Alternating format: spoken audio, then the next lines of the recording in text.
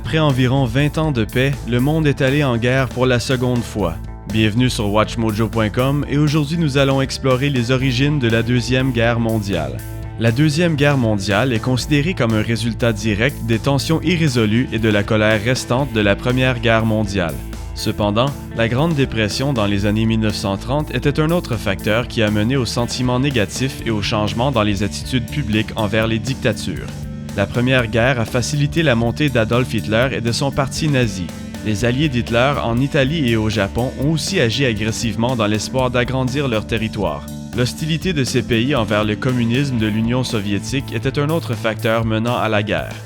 En fait, un nombre d'idéologies ont aidé à déclencher la guerre. L'expansionnisme agressif des pays tels que l'Allemagne et l'Italie, les dictatures fascistes et le racisme profond sont tous considérés des facteurs contribuants. Ce racisme venait surtout de l'Allemagne, où les nazis croyaient que la race aryenne était la race maître et supérieure au peuple slave. Les pays qui ont éventuellement formé les Alliés ont agi passivement face à la menace de l'Axe.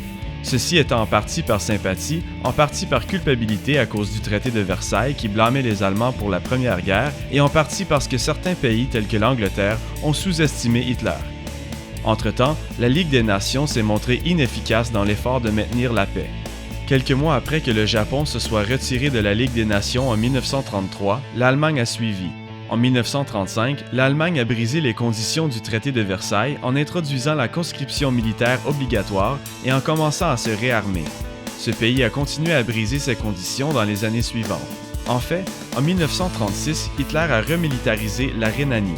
C'était autour de ce temps que l'Allemagne nazie a formé son alliance importante avec l'Italie.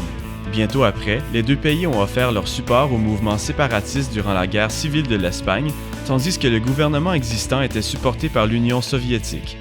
Ces événements présageaient la Deuxième Guerre mondiale, car chaque camp testait des méthodes de guerre différentes et des nouvelles armes.